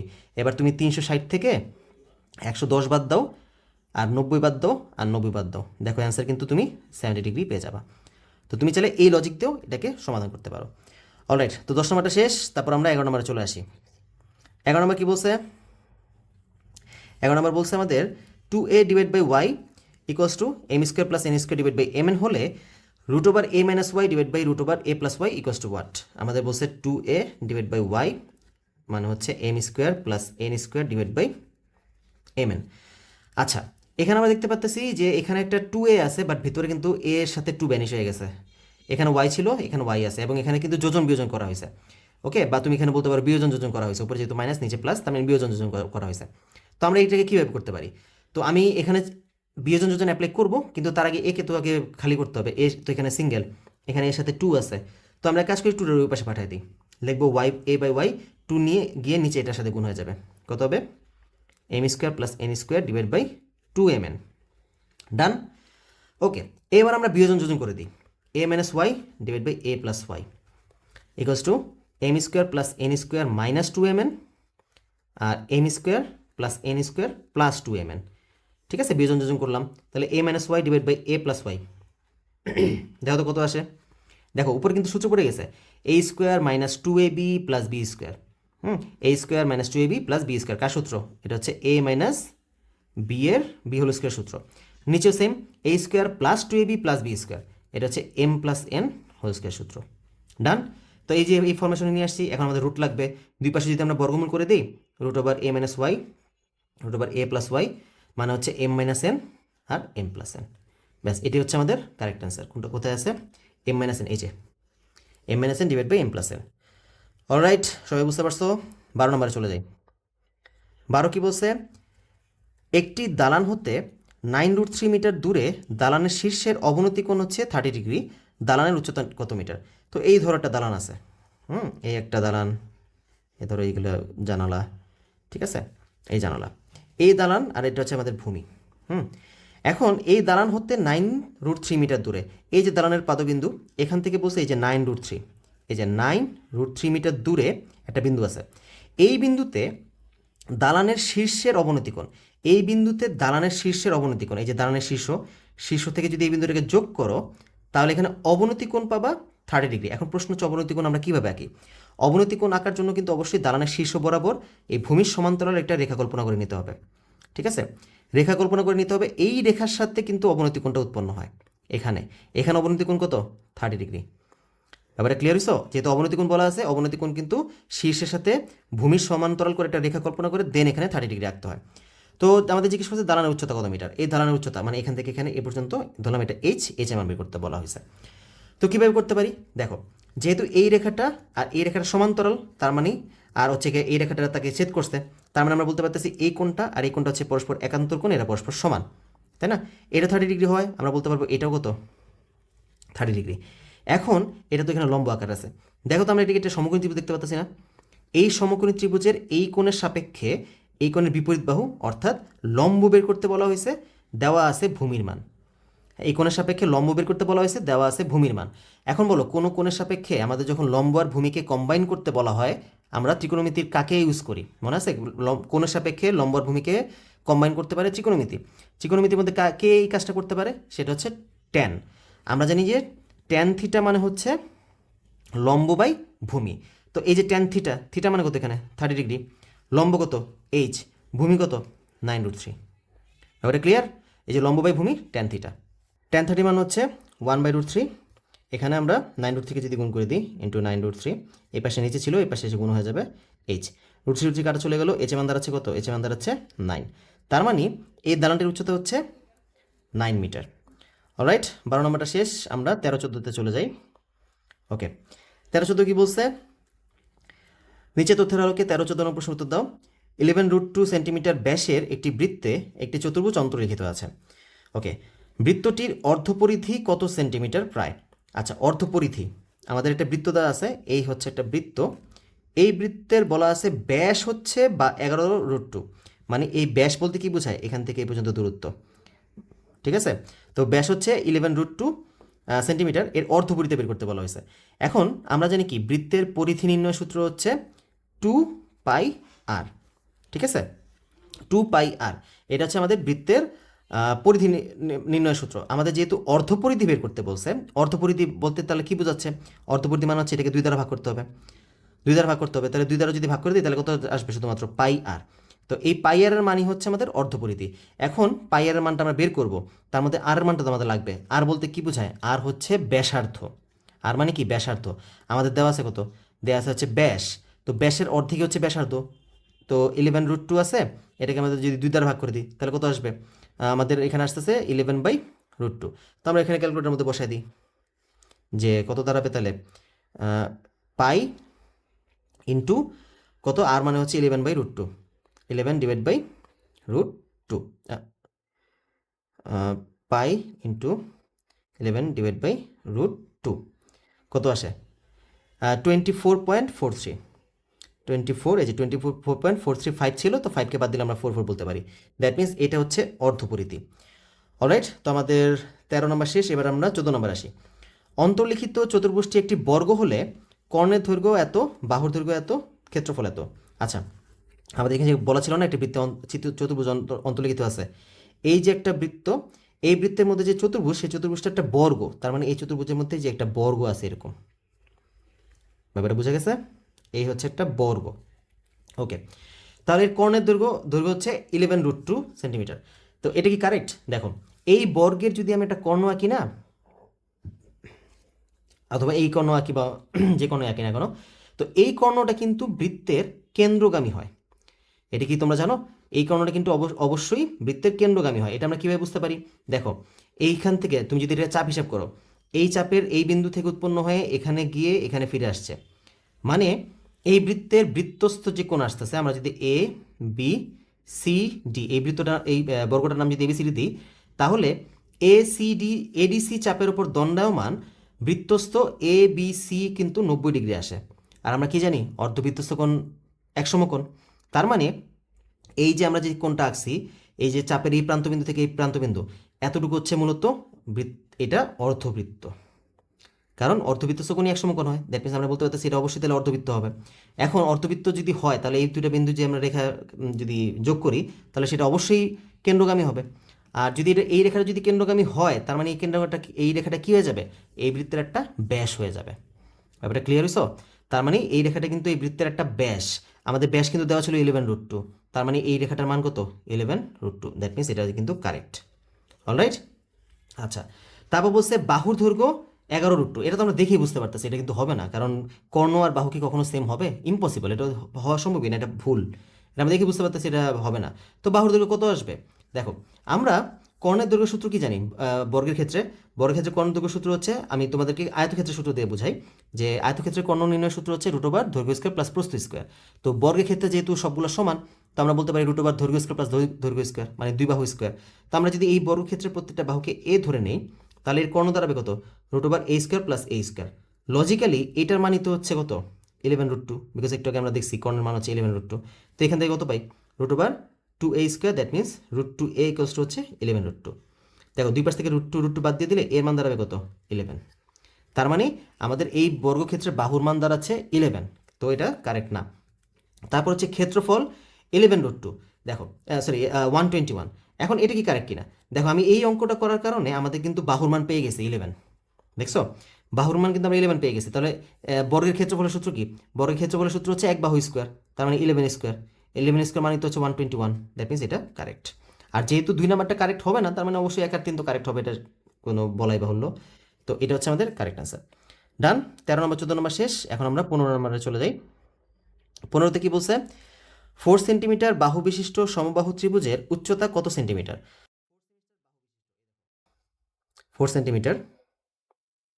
এটা হচ্ছে একটা সমবাহু ত্রিভুজ যার প্রতিটা বাহু হচ্ছে 4 সেন্টিমিটার করে, 4 4 4। এই সমবাহু ত্রিভুজের উচ্চতা, উচ্চতা মানে কি? শীর্ষ থেকে বিপরীত বাহুর যে লম্ব দূরত্ব, মানে হচ্ছে এখান থেকে যদি আমি এখানটা লম্বটা নিই, এইটার মান বের করতে বলা হয়েছে। ঠিক আছে? তো এটার মান বের করার জন্য তোমরা নর্মাল ত্রিকোণমিতির অ্যাপ্লাই করেও করতে পারো, বা তুমি পিথাগোরাসের উপপাদ্য দিয়েও করতে পারো, অথবা একটা শর্টকাট সূত্র আছে, 3টা নিয়মে তুমি এটাকে সমাধান করতে পারো। তো আমি তোমাদেরকে ফার্স্টে শর্টকাটটা দেখাই। শর্টকাটটা আগে শিখে রাখো, তারপর তোমরা অন্যগুলো দেখো। শর্টকাটটা কোথা থেকে আসছে এখান থেকে মোটামুটি বুঝে যাবা। আচ্ছা, শর্টকাটটা হচ্ছে √3/2a। এটা হচ্ছে সমবাহু ত্রিভুজের উচ্চতা নির্ণয় সূত্র। ঠিক আছে? √3/2a। তো এখানে কি করবো? এর জায়গায় √3/2 ইন্টু এর জায়গায় জাস্ট এই বাহুর মানটা বসায় দাও, তাহলে কত আসতেছে? 2√3। এটাই হচ্ছে আমাদের এই সমবাহু ত্রিভুজের উচ্চতা। এখন কথা হচ্ছে শর্টকাট তো আমরা মাঝে মাঝে ভুলে যাই, আমাদের তো মনে থাকে না, তখন তুমি কি করবা? তো এটাকে বের করার অনেক অনেক পদ্ধতি আছে। দেখো, সমবাহু ত্রিভুজের শীর্ষ থেকে ভূমির উপর যে লম্বটা টানা হয় না, সেই লম্বটা কিন্তু এই ভূমিকে 2টা সমান খণ্ডে বিভক্ত করে। তো এটা যেহেতু 4 ছিল, এই খণ্ড আর এই খণ্ড সমান হয়ে যাওয়ায় বলতে পারি এই খণ্ড হচ্ছে 2, এই খণ্ড হচ্ছে 2। ব্যাপারটা ক্লিয়ার? তো দেখো তো, আমরা তো এটা লম্ব টানছিলাম, তার মানে এটা একটা কি সমকোণী ত্রিভুজ হয়ে গেছে। তো এই সমকোণী ত্রিভুজের সাপেক্ষে তুমি অতিভুজ বলতে পারতেছো 4, ভূমি বলতে পারতেছো 2, তাহলে লম্ব দাঁড়াবে কত? √অতিভুজ স্কোয়ার মাইনাস ভূমি স্কোয়ার। কত দাঁড়ায়? 16 বিয়োগ 4 মানে হচ্ছে কত? √12। আর √12কে ভেঙে বলতে পারি আমরা 3 × 4, দ্যাট মিনস √3 উপর ওপার করলে 3, আর 4 উপর ওপার করলে 2, মানে 2√3। দেখছো? তুমি এভাবে বের করতে পারো। অথবা আরেকটা উপায় আছে, তুমি এখানে যে এই কোণটা যেহেতু সমবাহু ত্রিভুজ, তার মানে প্রত্যেকটা কোণ হচ্ছে 60 ডিগ্রি করে। তো 60 ডিগ্রি সাপেক্ষে তুমি অতিভুজ জানো, লম্ব বের করতে হবে। তুমি লম্ব বাই অতিভুজ মানে কি sin θ অ্যাপ্লাই করে দাও, সেটাতেও বের করতে পারবা। তো এই 3 উপায়ে তুমি এটা বের করতে পারবা। এই শর্টকাটটা বইয়ের মধ্যে লিখে রেখে দিও, তোমাদের যে সমবাহু ত্রিভুজের ক্ষেত্রফল নির্ণয়ের সূত্রগুলো আছে না, সেখানে তুমি এটাকে বইয়ের মধ্যে লিখে রেখে দাও। আচ্ছা, তারপর আসি 16 নম্বর কোশ্চেনটা। তো 16 নম্বর কোশ্চেনটা কি বলছে? ইংরেজি বর্ণ ও এর ঘূর্ণন কোণ কত? তো এখানে অ্যাকচুয়ালি একটু এই অঙ্কটার মধ্যে, এই কোশ্চেনটার মধ্যে প্রবলেম আছে। ব্যাপারটা বুঝতে পারছো? এই কোশ্চেনটা কিন্তু সম্পূর্ণ না। সম্পূর্ণ না কি জন্য? এখানে ইংরেজি বর্ণ ও এর ঘূর্ণন কোণ বলা হয়েছে। এখন এখানে আমরা দেখো চিত্র থেকে তুমি কিন্তু দেখতে পারতেছো ও কিন্তু অনেকটা বৃত্তাকার হয়ে আছে। ঠিক আছে? যদিও ভিতরে যে এই রাউন্ডটা আছে, এটা দেখতে আমার মনে হইতেছে ডিম্বাকার, কিন্তু যদি তুমি অ্যাকচুয়ালি পুরা চিত্রটাকে কল্পনা করো, সেটা কিন্তু একটা বৃত্ত হয়ে আছে। ওকে, এখন আমরা জানি কি বৃত্তের ঘূর্ণন কোণ কত? আচ্ছা, বাই দ্য ওয়ে, ঘূর্ণন কোণ বলতে আমরা মূলত কী বুঝি? ঘূর্ণন কোণ বলতে আমরা মূলত বুঝি একটা যে কোনো এক ধরনের একটা বস্তুকে তুমি যদি এমনভাবে ঘোরাও যেন একটা সার্টেন অ্যাঙ্গেল ঘোরার পরে সেই বস্তুটা ঠিক আগের অবস্থানে ফিরে আসে, মানে দেখতে হুবহু আগের মতো হয়ে যায়, তখন সেই কোণটাকে মূলত বলা হচ্ছে একটা বস্তুর ঘূর্ণন কোণ। ঠিক আছে? তো যেমন এই কলমটা যদি আমি হিসাব করি, এই কলমটাকে দেখো, এই যে এখান থেকে আমি 90 ডিগ্রি ঘোরালাম, দেন 180, দেখো সেম কি হইতেছে না। তারপর আবার 270, দেন আমি 360 যখন নিয়ে আসছি, তখন কিন্তু দেখো আবার সেম আগের অবস্থানে চলে আসছে। ব্যাপারটা কি বুঝতে পারছো? এরকম আরও বিভিন্ন জিনিস আছে। যেমন ধরো তুমি এস বর্ণের কথা যদি চিন্তা করো, এস বর্ণকে তুমি ফার্স্টে 90 ডিগ্রি ঘোরালা, দেখতে কেমন হবে? এই যে এরকম হবে দেখতে। আবার তুমি আরও 90 ডিগ্রি ঘুরেছো, তার মানে 180 ডিগ্রি ঘোরালা। ঠিক আছে? এখান থেকে তুমি এটাকে 90 ডিগ্রি ঘোরানোর পরে এখানে আসছো, দেন আরও 90 ডিগ্রি ঘোরানোর পরে, দ্যাট মিনস শুরু থেকে 180 ডিগ্রি ঘোরানোর পরে তুমি দেখো যে অবস্থানে আসছে, এটা কিন্তু সেম টু সেম এটার মতো হয়ে গেছে। তার মানে এস এর ঘূর্ণন কোণ হচ্ছে 180 ডিগ্রি। এখন আমি ওকে যদি বৃত্ত হিসেবে কাউন্ট করি, তাহলে বলতো একটা বৃত্তকে তুমি যদি সামান্য একটু একদম 0.01 ডিগ্রি বা আরও কম কোনো যদি ঘোরাও, তাহলে কিন্তু ও সেম টু সেম হয়ে যাবে। ঠিক আছে? বৃত্ত কিন্তু যতটুকুই ঘোরানো না কেন, যত ক্ষুদ্রতে ক্ষুদ্র পরিমাণে ঘোরাও না কেন, ও কিন্তু সেম আগের অবস্থানে চলে আসবে। তো এটাকে যদি আমি বৃত্ত হিসেবে কাউন্ট করি, তাহলে কিন্তু সেটার ঘূর্ণন কোণ কিন্তু অসংখ্য হয়ে যায়, মানে অসীম লেভেলে কিন্তু তুমি চলে যেতে পারবা, যে এটা কোনো সীমাহীনভাবে তুমি এটাকে ঘুরাতে পারবা। এখন এই বৃত্তকে তাহলে আমি করবো কি? এখানে তো কোনো অসীম অ্যান্সার নাই, তো অসীম অ্যান্সার যেহেতু নাই, তার মানে এটাকে আমি একটা ডিম্বাকার ধরে নিতেছি। যেহেতু এই যে দেখছো আমি কিন্তু ফার্স্টে বলছিলাম যে ভিতরের অংশটা কিন্তু একটু ডিম্বাকার দেখা যাচ্ছে। এখন ভিতরের অংশটা যে ওটাকে যদি আমি এভাবে কল্পনা করি, তখন তুমি বলতে পারবে যে না, ডিম্বাকার আছে। তুমি এটাকে যদি 90 ডিগ্রি ঘুরো তাহলে এরকম হবে, তাহলে কিন্তু সেম পজিশনে আসে নাই। তারপর আরও 90 ডিগ্রি ঘুরেছো, দ্যাট মিনস টোটাল মিলে 180 ডিগ্রি ঘুরেছে, তখন কিন্তু এই পজিশনে চলে আসছে, আবার সেম টু সেম আগের মতো হয়ে গেছে। ওকে, তো এই ক্ষেত্রে তুমি বলতে পারবা যে এর ঘূর্ণনকোণ তাহলে 180 ডিগ্রি। বাট স্টিল এখানে জিনিসটা আসলে এক্স্যাক্টলি সঠিকভাবে বলা যাবে না, কোশ্চেনটা কারেক্ট, বিকজ আমাদের ও যে আসলে কেমন দেখতে, যেমন জিরো যদি বলতো, জিরো জিরো কিন্তু অলওয়েজ ডিম্বাকারে হয়, জিরো কিন্তু সবসময় ডিম্বাকৃতিভাবেই লেখা হয়, ঠিক আছে, কিন্তু ও কিন্তু বৃত্তাকারেই লেখা হয়। এখন বিভিন্ন ফন্ট আছে, আমরা যখন তুমি যখন কম্পিউটারে কাজ করতে যাও বা তুমি যখন ফোনে টাইপ করতে যাও, দেখবা যে আমাদের কিন্তু অনেক ধরনের ফন্ট আছে, এক এক ফন্টে ওটাকে কিন্তু এক এক রকমভাবে লেখা হয়। এখন এখানে কোন ফন্টের কথা বলা হয়েছে, যেমন মেজরিটি ফন্টের মধ্যে কিন্তু ওকে বৃত্তাকারই লেখা হয়, কিছু কিছু ফন্ট আছে যেগুলোর মধ্যে তুমি ডিম্বাকার পাবা। ওকে, তো এখানে আসলে কোন কথা বলা হয়েছে সেটা ওরা স্পেসিফাই করে নাই, তো এই জন্য একটু সমস্যা হয়েছে। এই জন্য আমি এটাকে ভিতরের যে অংশটা দেখছি, ভিতরের অংশটা আমাদের ডিম্বাকার ছিল, সেটাকে বিবেচনা করে আমি এটা 180 ডিগ্রি বললাম। অলরাইট, তো এটা আমরা আশা করি বুঝতে পারছি সবাই। তারপর আমরা চলে যাই 17-18। এখানে কি বলছে, প্রথম এন সংখ্যক স্বাভাবিক সংখ্যার ঘনের সমষ্টি হচ্ছে 441। এর সাপেক্ষে আমাদের 17-18 নং প্রশ্নের উত্তর দিতে হবে। 17 কি বলছে, নিচে কোনটি সঠিক? এখানে বলছে এন সংখ্যক স্বাভাবিক সংখ্যার ঘনের সমষ্টি। আচ্ছা, এখানে দেখি কোনটা সঠিক আছে কিনা। আচ্ছা, এখানে ঘনের কথা বলছে, অর্থাৎ কিউব। কিউব তো এখানে দেখতেই পারতেছি না কোথাও, এখানে কোথাও তো কিউব নাই, তো এখানে কিন্তু কোনো কারেক্ট অ্যান্সার নাই, এখানে কিন্তু কোনো কারেক্ট অ্যান্সার নাই। এটা যদি আমি প্যাটার্নটা মানে ধারাটা যদি তৈরি করতে যেতাম, কীরকম হতো, এন সংখ্যক স্বাভাবিক সংখ্যার ঘনের সমষ্টি মানে হচ্ছে 1 cube plus 2 cube plus 3 cube plus 4 cube, ঠিক আছে, এরকমভাবে চলতে চলতে যেত, প্লাস এন কিউব, তাই না? এটা ইকুয়ালস টু কত? এটা ইকুয়ালস ছিল N into N plus 1 divide by 2, বাহিরে ছিল হোল স্কোয়ার, ঠিক আছে। এটা হচ্ছে আমাদের সূত্র। এখন বলো তো তুমি কি এই জিনিসটা এখানে দেখতে পারতেছো কোথাও? এখানে কিন্তু আমি যে ফার্স্টে বললাম অ্যান্সার নাই, আমি কিন্তু অ্যাকচুয়ালি এখানে ভুল বলছি, অ্যাকচুয়ালি কিন্তু এখানে অ্যান্সার আছে। কীভাবে বলো তো? এই যে দেখো ভিতরে N into N plus 1 divide by 2, এইটা আবার কার সমষ্টি? এটা কিন্তু ছিল 1 plus 2 plus 3 plus 4 plus dot dot dot dot plus N, এইটা সমষ্টি কিন্তু ছিল N into N plus 1 divide by 2। তো বলো তো, আমি যদি এটার পরিবর্তে এইভাবে বসায় দিতাম যে এটা তো এন সংখ্যক স্বাভাবিক সংখ্যা ঘন সমষ্টি হচ্ছে এটা, তাহলে 1 plus 2 plus 3 plus 4 plus dot dot dot dot dot plus N, দেখো এই যে এটার পরিবর্তে আমি এটা বসাইলাম, বাহিরে হচ্ছে হোল স্কোয়ার। এখন দেখো তো এই প্যাটার্নটাকে তুমি দেখতে পারতেছো কিনা, এই যে 1 plus 2 plus 3 plus 4 plus dot dot dot dot N whole square, ব্যাপারটা কি বুঝতে পারছো? তো এইটা হচ্ছে আমাদের মূলত অ্যান্সার। তো এটাই ফার্স্টে একটু, এটা কিন্তু ভালো ট্রিকি একটা কোশ্চেন দিছে, সবাইকে বুঝতে পারছো? এখানে কিন্তু ম্যাক্সিমাম স্টুডেন্টরা কী করবে, আমি যেমন ফার্স্টে কেটে দিছি, ম্যাক্সিমাম স্টুডেন্টরা ভাববে যে এটা মনে কারেক্ট অ্যান্সার নাই, বিকজ স্বাভাবিক সংখ্যা ঘন সমষ্টি তো ঘন থাকার কথা, ঘন কোথায়, ঘন তো নাই, তো এইভাবে কিন্তু এটাকে কেটে দিবে, বুঝছো? কিন্তু অ্যাকচুয়ালি কিন্তু কারেক্ট অ্যান্সার এইটা, কারণ এইটা বলা আর n into N plus 1 divide by 2 whole square বলা কিন্তু সেম কথা। এবারে ক্লিয়ার হয়েছো? আচ্ছা, তারপর আসি 18 নম্বর কোশ্চেন কী বলছে, এন এর মান নিচের কোনটি? তো এন এর মান নিচের কোনটি কীভাবে বের করবো? আমরা জানি কি, এখানে বলা আছে এন সংখ্যক স্বাভাবিক সংখ্যা ঘনের সমষ্টি, আর ঘনের সমষ্টি আমরা কি জানি, n into N plus 1 divide by 2 whole square মানে হচ্ছে 441।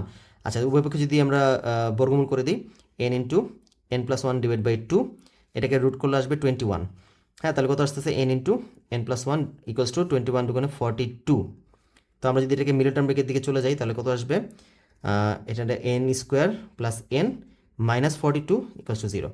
এই যে এখান থেকে আমরা এখন মিডল টার্ম ব্রেক করলেই এটাকে পেয়ে যাবো। তো আমরা এক কাজ করি, মিডল টার্ম ব্রেকটা ক্যালকুলেটর দিয়ে করে ফেলি। কত আছে এখানে, 5-এ চলে যাই, দেন 3, এটা হচ্ছে আমাদের মিডল টার্ম ব্রেক করার জন্য। এ এর মান হচ্ছে 1, বি এর মানও হচ্ছে 1, সি এর মান হচ্ছে কত, মাইনাস 42 ইকুয়াল দিছি আমাদের, একটা আসছে 6, একটা আসছে 7। তো এন তো হচ্ছে পদ সংখ্যাকে বোঝাচ্ছে, তাই না? তো পদ সংখ্যা তো ঋণাত্মক হতে পারে না, তার মানে অ্যান্সার দাঁড়াবে কত, অ্যান্সার কিন্তু আমাদের 6ই দাঁড়াবে, এটা হচ্ছে 6। আচ্ছা, এটা তো আমি 991 ES প্লাস দিয়ে করলাম, 100 এমএস দিয়ে কী করে করবা, এই যে মুডে গিয়ে একবার দুইবার তিনবার প্রেস করবা, দেন ইকুয়েনে যাবা, আননোনে যাওয়া যাবে না, এই পাশে গিয়ে ডিগ্রিতে যাবা, ডিগ্রিতে 2 দিবা, তারপর হচ্ছে গিয়ে কত, এ এর মান হচ্ছে 1, বি এর মান হচ্ছে 1, সি এর মান হচ্ছে মাইনাস 42 দিবা, এই যে অ্যান্সার 6 আসছে আর -7 আসছে। অলরাইট, আচ্ছা, তো আমি এটা ক্লিয়ার করবো কীভাবে, শিফট মোডে যাবা, শিফট মোডে গিয়ে দেন রিসেট অল দিয়ে দিবা, রিসেট অল দিয়ে দিই, দেন এই যে রিসেট হয়ে গেছে, সব একদম আগের মোডে চলে আসছে। অলরাইট, তো এটা আশা করি সবাই বুঝতে পারছি। তারপরে আমরা 19 নম্বর চলে যাই। কোনো বৃত্তের অধিচাপে অন্তর্লিখিত কোণ কি? তো এটাকে মনে রাখার জন্য দেখছি অনেকেই এটাকে মুখস্থ করে রাখে, তো মুখস্থ করার কোনো প্রয়োজন নাই ভাই। অধিচাপে অন্তর্লিখিত, অধিচাপে দণ্ডায়মান, উপচাপে অন্তর্লিখিত, উপচাপে দণ্ডায়মান, এতগুলো যদি তুমি মুখস্থ রাখতে চাও না, এটা শিখবা তো ওইটা ভুলবা, ওইটা শিখবা তো এটা ভুলবা, পরীক্ষার লেগে উল্টাপাল্টা লেগে যাবে। তো তুমি এটাকে কি করবা, চিত্র দিয়ে মনে রাখবা। অধিচাপ মানে কি আর উপচাপ মানে কি? অধিচাপ মানে হচ্ছে বড় চাপ, উপচাপ মানে হচ্ছে ছোট চাপ।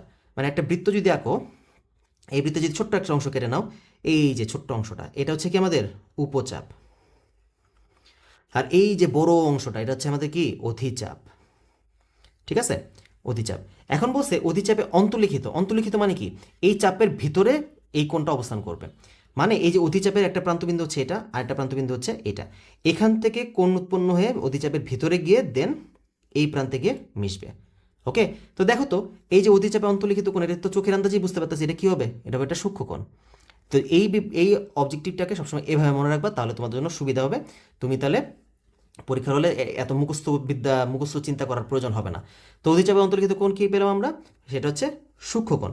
আর যদি উপচাপে অন্তর্লিখিত কোণ বলতো, দেখো এই প্রান্ত থেকে এখানে লেগে এখানে গেছে, দেখো তো এটা কি অনেক বড় কোণ না, তার মানে এটা বুঝতে পারতাম এটা একটা স্থূলকোণ। ওকে, তো এই অঙ্কটাকে এইভাবে সলভ করবা, তাহলে তোমাদের পরীক্ষায় অনেক সময় তোমরা বাঁচাতে পারবা, আর তোমাদের ভুল হওয়ার চান্স একেবারেই থাকবে না। আচ্ছা, 19 নাম্বার শেষ। তারপর আমরা 20-21 করি। নিচে তথ্যের আলোকে 20-21 নম্বর প্রশ্নের উত্তর দাও। এখানে অনেকগুলো সংখ্যা দেওয়া আছে, 8, 15, 4, 6, 0, 4, 10, 9। উপাত্তগুলোর মধ্যক কত? তো মধ্যক বের করার জন্য আমাদের যখন উপাত্ত দেওয়া থাকে, প্রথম কাজটাই হচ্ছে এদেরকে আমরা মানের ক্রমান্বয়ে সাজাবো, আর কি মানের অধক্রমে সাজাবো বা ঊর্ধ্বক্রমে সাজাবো। তো এটাকে মানের যদি আমরা ঊর্ধ্বক্রমে সাজাই, সবচেয়ে ছোটো মান হচ্ছে 0, তারপর আসতেছে কত, তারপর আসতেছে 4 আছে 2টা, তারপর হচ্ছে 6, তারপর কি দেখতে পাচ্ছি 6-এর পর আছে 8, 9, 10 আর হচ্ছে 15। ঠিক আছে, তো 1, 2, 3, 4, 5, 6, 7, 8, 8টা সংখ্যা আমাদের এখানে আছে। তো উপাত্তগুলো মধ্যক মানে কি, মধ্যক মানে হচ্ছে একদম ওকে মানের ঊর্ধ্বক্রমে সাজানোর পরে আমরা একদম ঠিক মাঝখানে যে সংখ্যাটা থাকে সেটা হচ্ছে মূলত মধ্যক। তো এখানে আমরা দেখতে পাচ্ছি 1, 2, 3, 1, 2, 3, এখানে টোটাল তো জোড় সংখ্যক পদ আছে, তার মানে মাঝখানে আমাদের 2টা পদ আছে। তো এই 2টা পদের ক্ষেত্রে আমরা কি করি, মধ্যক কীভাবে বের করি, এই দুইটাকে যোগ করে 2 দ্বারা ভাগ করে দিলে, অর্থাৎ 6 + 8 / 2 মানে হচ্ছে 14 / 2 মানে হচ্ছে 7। তো আমাদের এই উপাত্তগুলোর মধ্যক হচ্ছে 7। ঠিক আছে, তারপর কোশ্চেনটা কি, উপাত্তগুলোর গড় কত? তো গড় মানে কি, গড় মানে হচ্ছে যতগুলো সংখ্যা আছে সেই সংখ্যাগুলোকে আমরা যোগ করব, তারপর মানে যেই সংখ্যক সংখ্যা আছে সেই সংখ্যা দ্বারা ভাগ করব। এখানে টোটাল কয়টা সংখ্যা, 8টা সংখ্যা। তো আমাদের যদি এটাকে গড় করতে যাই, আমাদের কি আসবে, 0 + 4 + 4 + 6 + 8 + 9 + 10 + 15। এটাকে এভাবে যোগ করে 8 দ্বারা ভাগ করবো, যেহেতু 8টা সংখ্যা। তো আসলে করে ফেলি আমরা এখানে কীভাবে করবো, 0 + 4 আচ্ছা 0 তো দেওয়ার দরকার ছিল না, 4 + 4 প্লাস তারপর কত আসবে 6, 8, 9, 6 + 8 + 9, 9 প্লাস তারপর হচ্ছে 10 আর 15, 10 + 15, ব্যাস এটা হচ্ছে এত /8 মানে কত 7। তাহলে এর গড় দাঁড়াচ্ছে কত, গড় হচ্ছে 7। ওকে, তো আশা করি সবাই এটা বুঝতে পারছো। এটা তো ইজি অঙ্ক ছিল, এটা আমরা ক্লাস 8-এও শিখে আসছি, 7-এও আমাদের এটা এরকম টাইপের অঙ্ক ছিল, এগুলো তো বাচ্চাদের অঙ্ক। অলরাইট, তারপর আসি 22 নাম্বারে চলে যাই। 22 নাম্বার কী বলছে, এ হচ্ছে এত, বি হচ্ছে এত, তবে এ বাদ বি এর প্রকৃত উপসেট সংখ্যা। এখানে দুইটা কাজ একসাথে দিয়েছে, একে তো হচ্ছে এ বাদ বি বের করতে বলছে, তারপর আবার এটার প্রকৃত উপসেটও বের করতে বলছে। আচ্ছা, আমরা ফার্স্টে এ বাদ বিটা বের করি। এ কত, এ হচ্ছে 5 A B C, আর বি কত, বি হচ্ছে 3 C D, আর এ বাদ বি মানে কত বলো। এ বাদ বি যে চিহ্নটা দ্বারা মূলত কি বোঝায়, এটা দ্বারা মূলত বোঝায় এ থেকে বি কে বাদ দিতে হবে। এখানে এ হচ্ছে মুখ্য, বি হচ্ছে গৌণ, বি কে আমরা বাদ দিয়ে দিব, কিন্তু বি এর যে সকল উপাদান থাকবে তারা যদি এতে থাকে না, সেগুলোকেও সহ বাদ যাবে। ঠিক আছে, তো এখানে আমাদের কী দাঁড়াবে, যদি আমি এটাকে ক্যালকুলেশন করতে যাই, 5 A B C বাদ কত, এখানে 3 C D। এখন দেখো এটা তো পুরোটা বাদ যাবেই, তারপর সাথে দেখো কিছু কমন আছে, এখানে কিন্তু সি কমন আছে, এই যে সি, তার মানে সিও বাদ যাবে, দ্যাট মিনস কত থাকলো 5 AB। ঠিক আছে, মোট কথা এইভাবে মনে রাখবা, এই পাশে যেই সংখ্যা যেই চিহ্নটা থাকে এই সেটের উপাদান সব তো বাদ, এগুলো সব বাদ, সাথে এখানে যদি কোনো কিছু কমন থাকে সেগুলোকে সহ বাদ। ওকে, তো বলো আমাদের এ বাদ বি সেটের উপাদান পেলাম কত আমরা, এবার বি সেটের উপাদান পেয়েছি আমরা 3টা। তো আমাদের প্রকৃত উপসেট বের করতে বলা হয়েছে। এখন আমরা প্রকৃত উপসেট বের করার জন্য একটা শর্টকাট সূত্র জানি, সেটা কি, কোনো সেটের উপাদান সংখ্যা যদি হয় n, তাহলে এর প্রকৃত উপসেটের সংখ্যা হবে 2n-1। ঠিক আছে, উপসেট সংখ্যা হচ্ছে 2n, আর প্রকৃত উপসেট সংখ্যা হচ্ছে 2n-1। তো এখানে যেহেতু উপাদান হচ্ছে 3টা, তার আমরা বলতে পারতেছি 2³ - 1 মানে হচ্ছে 8-1, দ্যাট মিনস 7টা। অর্থাৎ আমাদের এই এ বাদ বি এর প্রকৃত উপসেটের সংখ্যা কয়টা, সেটা হচ্ছে 7টা। অলরাইট, তারপর আসি 23। আচ্ছা, 23তে কি বলছে, 0.1 পৌনপুনিক প্লাস 0.01 পৌনপুনিক ইকুয়ালস টু কত। তো এখানে আমরা এইটাকে চাইলে দুইটা নিয়মে করতে পারি, হয় আমরা এটাকে ভগ্নাংশতে পরিণত করে দেন যোগ করে করতে পারি, অথবা আমরা ক্যালকুলেটর ইউজ করতে পারি। যেহেতু আমাদের ক্যালকুলেটর অ্যালাউড, তাহলে আমরা কেন ক্যালকুলেটর ইউজ করবো না? ক্যালকুলেটর ইউজ করতে গেলে এটা একদম অল্প কয়েক সেকেন্ডের মধ্যে করে ফেলা যায়। তো আসো শুরু করি। কীভাবে করবো দেখো, এখানে আছে 0.1 পৌনপুনিক। তো 1 পৌনপুনিক মানে কি, 1 কিন্তু অনেকবার কন্টিনিউসলি চলতে থাকবে। তো আমি এটাকে এভাবে লিখতে পারি 0.1 তো 1 অনেকগুলো মান নিয়ে প্রেস করলাম, এই যে দেখো অনেকগুলো মানে প্রেস করলাম, ব্যাস হয়েছে, এই পর্যন্ত থামি। তারপর হচ্ছে প্লাস, এবার কথা হচ্ছে 0.01, এখানেও আবার 1-এর উপর পৌনপুনিক 0.0, দেন আবার 1-এর উপর অনেকগুলো প্রেস করতে থাকি, অনেকগুলো 1 লিখতে থাকি। দেখছো, এই যে অনেকগুলো 1 লিখলাম, লেখার পরে এবার কি করবো, ইকুয়ালে প্রেস করে দিই, দেখো 11/90, এটা ডিরেক্ট অ্যান্সার চলে আসছে। আচ্ছা, যদি আমি 100 এমএসে করতাম কত আসতো, 0.1111, অনেকগুলো দিলাম, এই যে অনেকগুলো 1 দিলাম, তারপর প্লাস 0.011111, অনেকগুলো দিলাম, ইকুয়াল দিই, এই যে সামথিং আসছে।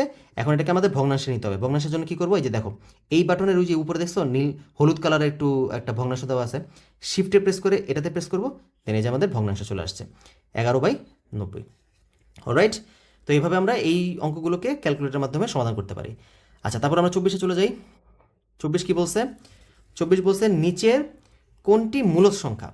আচ্ছা, মূলদ সংখ্যা বলতে কি বোঝায়, মূলদ সংখ্যা হচ্ছে যে সকল সংখ্যাকে আমরা পি বাই কিউ আকারে সাজাতে পারি, যেখানে কিউ এর মান ইজ নট ইকুয়াল টু 0, অর্থাৎ যে সকল সংখ্যাকে তুমি পি বাই কিউ আকারে সাজাতে পারো বা লব বাই হর আকারে সাজাতে পারো, সে সকল সংখ্যাকেই বলা হচ্ছে মূলত মূলদ সংখ্যা।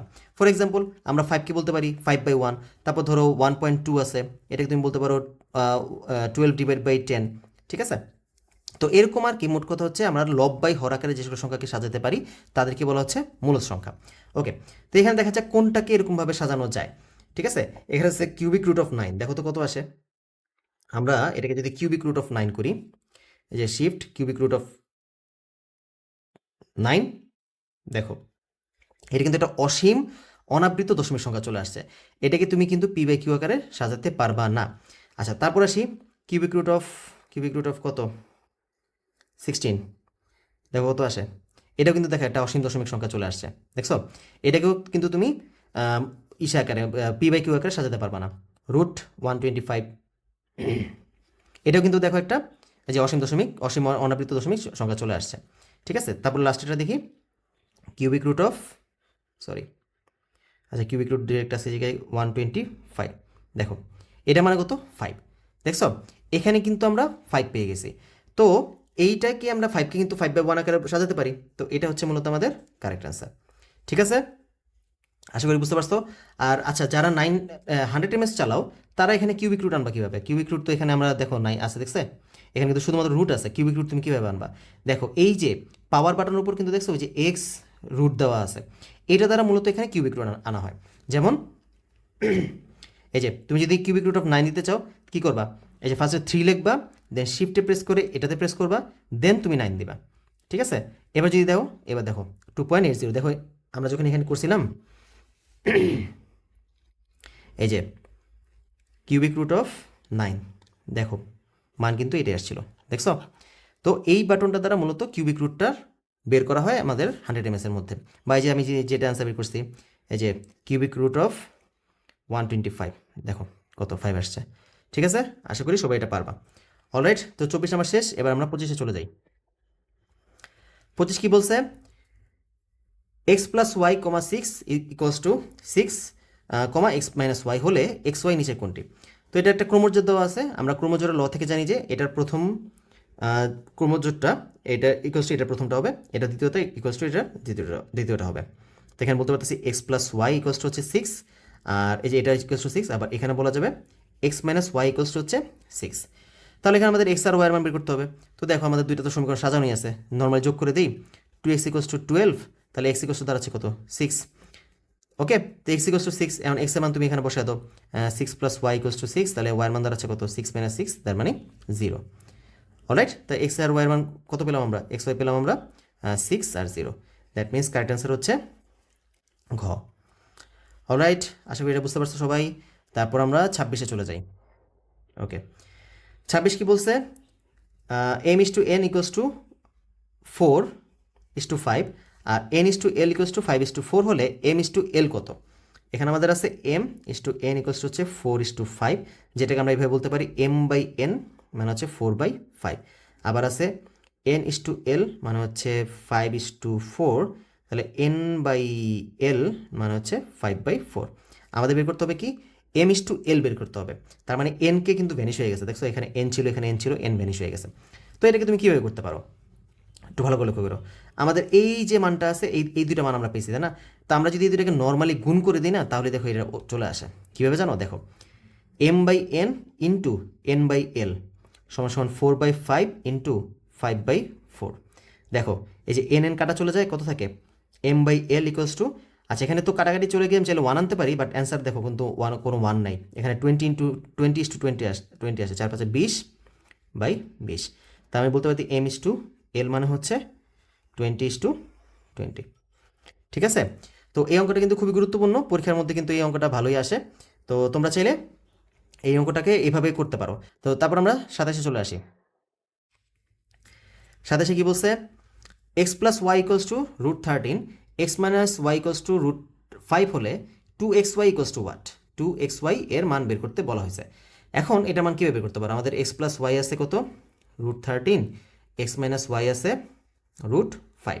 আচ্ছা 2xy, এখানে একটা জিনিস খেয়াল করো, আমাদের এখানে আছে 2xy, তো আমরা একটা সূত্র জানি, কি সূত্র, আমরা 4ab সূত্র জানি। দেখো 4ab সূত্র কি জানি, 4ab ছিল a plus b whole square minus a minus b whole square. ঠিক আছে, এটা হচ্ছে আমাদের 4ab সূত্র। তো আমি এখানে 2xy আনার জন্য আমি যদি 4xy এর সূত্র ফার্স্টে অ্যাপ্লাই করি, 4xy মানে কত, x plus y whole square minus x minus y whole square, তাই না? এটা হচ্ছে আমাদের 4ab সূত্র। এখন এখানে যদি আমাদের 2xy লাগবে, তো একটা টুকে আমি এখানে রেখে, আরেকটা টুকে এই পাশে পাঠিয়ে দিই, অথবা তুমি বলতে পারো দুই পাশেই 2 দ্বারা ভাগ করে দিই, তাহলে কত আসবে, x plus y whole square minus x minus y whole square divide by 2, মানে দুই পাশে আমি 2 দ্বারা ভাগ করে দিয়েছি, তাহলে দেখো যে 2xy চলে আসছে এখানে। অলরাইট, এবার মান বসাই দিই, এক্স প্লাস ওয়াই কত, √13 whole square minus √5 whole square divide by 2 মানে হচ্ছে 13 minus 5 divide by 2, that means 8 divide by 2 মানে হচ্ছে 4। অলরাইট, তো এটা কারেক্ট অ্যান্সার হচ্ছে 4। তো এই সূত্রের মাধ্যমে, এই সূত্রগুলো কিন্তু এই জন্য খুব ভালোভাবে পারতে হয়। তৃতীয় অধ্যায়ে যে আমাদের যতগুলো সূত্র আছে সেগুলো কিন্তু খুব ভালোভাবে শিখে রাখবা, না রাখলে কিন্তু এই যে দেখো এই অঙ্ক কিন্তু ইজিলি তোমার মাথায় আসবে না যে এটার সমাধানটা যে এতটা ইজিভাবে করা যায়, কয় মিনিট লাগলো, এটা কয়েক সেকেন্ডের মধ্যে কিন্তু করে ফেলা যায়। ঠিক আছে, তারপর আমরা সেই 28 নাম্বারটা। 28 নাম্বার কী বলছে, ফাংশন অফ এক্সের একটি উৎপাদক 2x প্লাস 5 হলে নিচের কোনটি জন্য function of x equals to 0 হবে। আচ্ছা বলছে ফাংশন অফ এক্সের মান 0 হবে। এখন আমরা কিন্তু ভাগশেষ উপপাদ্য শিখছি 3.4-এর মধ্যে, আমাদের গণিত বই 3.4-এর মধ্যে কিন্তু আমাদের ভাগশেষ উপপাদ্য ছিল, মনে আছে, বা উৎপাদক উপপাদ্য তুমি বলতে পারো। তো ব্যাপার হচ্ছে ফাংশন অফ এক্সের উৎপাদক উপপাদ্য কীরকম ছিল, যে ফাংশন অফ এক্স এর একটি উৎপাদক এক্স মাইনাস এ হলে, ব্যাপারটা বুঝো, ফাংশন অফ এক্সের যদি একটি উৎপাদক এক্স মাইনাস এ হয়, তাহলে আমরা বলতে পারবো function of A equals to 0। ব্যাপারটা ক্লিয়ার? এটা হচ্ছে আমাদের উৎপাদক উপপাদ্য ছিল, অর্থাৎ কোনো একটা ফাংশনের যদি উৎপাদক বলা থাকে সামথিং এক্স মাইনাস এ, তাহলে এই ফাংশনের মধ্যে তুমি যদি এই যে এইখানের মানটাকে বসায় দাও, তাহলে অ্যান্সারে 0 পাবা। এখন এই মানটা কীভাবে বের করছে, এটা বের করছে x minus a equals to 0 ধরে নিয়ে, দেন এক্সের মান আমাদের এ আসছে।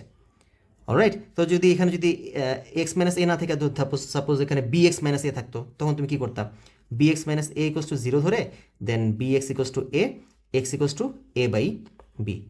ব্যাপারটা বুঝছো? তখন আমাদের এখানে বলতাম যে ফাংশন অফ এক্সের একটি উৎপাদক বি এক্স মাইনাস এ হলে function of a by b equals to 0 হবে। ঠিক আছে, এটা হচ্ছে আমাদের উৎপাদক উপপাদ্য। তো এখানে দেখো সেম জিনিসটাই আছে না, ফাংশন অফ এক্সের একটি উৎপাদক এত হলে নিচে কোনটির জন্য ফাংশন অফ এক্স শূন্য হবে। তার মানে যখন এই উৎপাদকের কথা বলা থাকে এটাকে আমরা কি ধরি, 2x প্লাস 5, এটাকে আমরা 0 ধরে নিই। 0 ধরে তাহলে কত আসবে, 2x ইকুয়ালস টু -5, তাহলে x ইকুয়ালস টু দাঁড়াচ্ছে কত, -5/2। এই তাহলে এখানে ফাংশন অফ -5/2 এর মান 0 আসবে। কোনটা দাঁড়াচ্ছে, এই যে এটা হচ্ছে কারেক্ট আনসার। অলরাইট, আশা করি সবাই বুঝতে পারছো। 28 নাম্বারটা, এবার আসো 29 নাম্বারটা করি। 29 নাম্বারটা কি বলছে, 25p² প্লাস 49q² সাথে কত যোগ করলে যোগফল একটি পূর্ণবর্গ রাশি হবে। 25p² প্লাস 49q², এটা খুবই কমন অঙ্ক, খুবই কমন অঙ্ক এবং অনেক বেশি আসে পরীক্ষায়। তোমরা বিভিন্ন বোর্ডে দেখবা যে প্রত্যেক বছর মোটামুটি বলতে গেলে কোনো না কোনো বোর্ডে দিবেই দিবে এই কোশ্চেনটা, একদম একদম দ্যাটস ফর শিওর, কোনো মিস নাই। তো এবং অঙ্কটা খুবই সহজ, একবার একটা দুটো অঙ্ক করলে কিন্তু তোমাদের এই টাইপের সব অঙ্ক করা হয়ে গেল। আচ্ছা, এটার সাথে সামথিং কিছু একটা যোগ করতে হবে। যোগ করার কারণে যোগফল একটা পূর্ণবর্গ রাশি হবে। এর সাথে যে আমি সামথিং যোগ করব, যোগ করার পরে এই রাশিটাকে আমি একটা হোল স্কোয়ার আকারে, যেহেতু যে পূর্ণবর্গ, হোল স্কোয়ার আকারে নিয়ে আসতে পারবো। আচ্ছা, হোল স্কোয়ারের নাম শুনলেই আমাদের কার কথা মনে পড়ে বলো তো? আমাদের কিন্তু সূত্রের কথা মনে পড়ে, সেটা হচ্ছে a প্লাস বি হোল স্কোয়ারের সূত্র, অথবা a minus b whole square সূত্র। সেটা কি, a² plus 2ab plus b², আর একটা হচ্ছে a² minus 2ab plus b²। দেখো তো এই ফরমেশনে কি আমি এটা দেখতে পাচ্ছি না?